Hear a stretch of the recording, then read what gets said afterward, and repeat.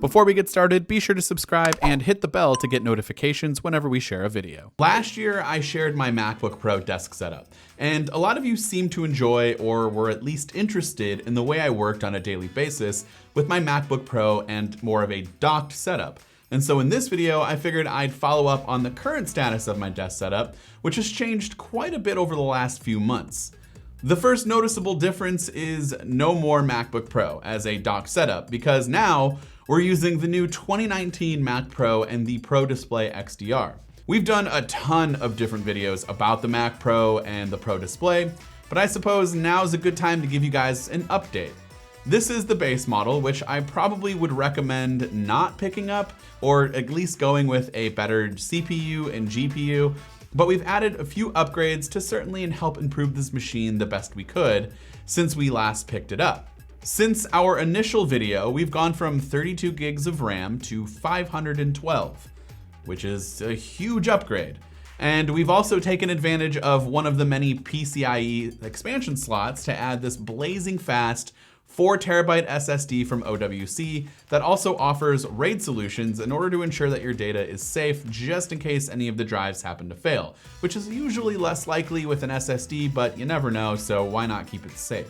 Don't get me wrong, I've been loving the new Mac Pro so far, but I do think in certain situations where a great graphics card is needed, like when you're rendering out a project with a lot of effects or, just a big timeline with lots of stuff in it, the 580X that's included in the base model seems to be lacking behind something that's a few years old, like the Vega that's in my baseline iMac Pro. So if you're looking into this machine, I'd recommend going 1 to 2 steps up with the graphics card, maybe getting the Duo and getting a better CPU. I don't think you need to go all the way up to 28 cores, that's just ridiculous, but higher than 8 is my recommendation for sure.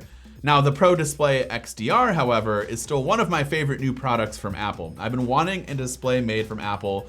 I know that the LG Ultrafine 5K, those ones are pretty good. Don't get me wrong, they're very good displays. But the design and the quality and the brightness of the Pro Display XDR is just still mind-blowing to me. Now, I know it's mega expensive for a monitor, but like I said, the color accuracy, the vibrancy, and my goodness, the peak 1500 nits of brightness when working with HDR timelines, or just the sustained 1000 nits of brightness is just nuts. Honestly, sometimes this monitor can get a little bit too bright, but I'm not gonna complain about that. I can just turn down the brightness, no big deal. It's been great to edit videos on, and I do think 32 inches is a perfect size for a single display solution. I would love to have 2 of these, but that's never gonna happen. I'm definitely thankful for just 1 of them. It also looks super sleek, and it's even better sitting on top of this really nice wooden monitor shelf from Grovemade.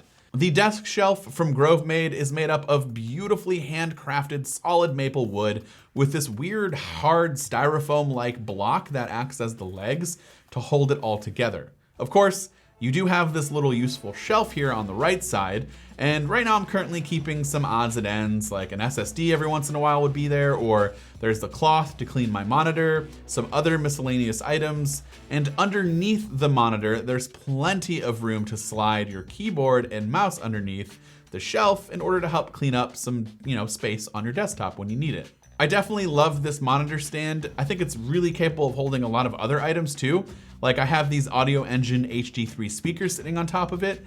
And now these speakers are a bit old, and I'm pretty sure the company no longer actually makes this particular model, but there are plenty of other comparable options that Audio Engine offers that are definitely worth the money. These speakers are tiny, but they pack quite the punch, so if you do find it somewhere offhand where it's discontinued, you can maybe pick it up for a great price. It's definitely worth it. They're 60-watt Bluetooth speakers with a built-in 24-bit DAC, and they offer really powerful sound in, again, a very manageable form factor for a desk setup that's not the biggest in the world. This is a pretty moderate-sized desk.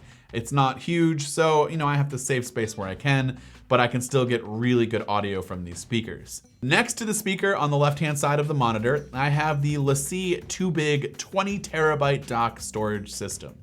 This thing is absolutely a lifesaver for me and my workflow at this current moment in time. So as you can imagine, over the years, I've accumulated a ton of raw footage just working on the MacRumors channel alone. So I store all of that on these 2 10 terabyte hard drives that are inside this machine.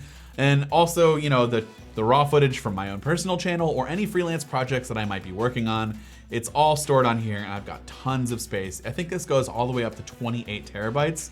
So this is the 20 terabyte model, and I don't think I'm gonna need to add any more at this current moment in time. It's plenty. The LaCie dock is a Thunderbolt 3 dock, so the speeds are pretty good, even though the hard drives themselves, they're not as fast as the SSDs.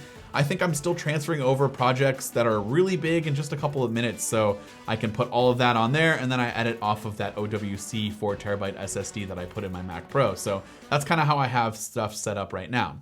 My favorite feature, of course, is the dock functionality. So on the front, there's a CFast, SD, and a USB type A port. So since there's no Mac Pro, you know, SD card slot, and I have the Mac Pro on the floor anyways, this makes it super easy for me to access that USB A port and the SD card slot. It's super convenient. On the other side of the monitor, we have my obligatory IKEA plant that I feel like everyone needs. And right next to that is this cool little wooden puck that allows my guests to connect to your home or office Wi-Fi with either a simple tap with the backside of your Android phone, or if you're using an iPhone, you just scan the QR code. Now, I believe the company is working on a way to get your iPhone to tap on the block and it will just connect. But right now, you just open up the camera app and quickly scan the QR code, and boom, you're connected to Wi-Fi. The Wi-Fi porter from 10-1 Design is one of those things that I didn't think I needed until I actually got one. Whenever we have guests at our house, I get the constant question of, hey, what's your Wi-Fi password? And since our password is a string of randomly generated characters, my usual response is, I have no idea. And people look at me like I'm crazy. So now I can just refer them to the puck. I highly recommend checking one out. They're pretty inexpensive.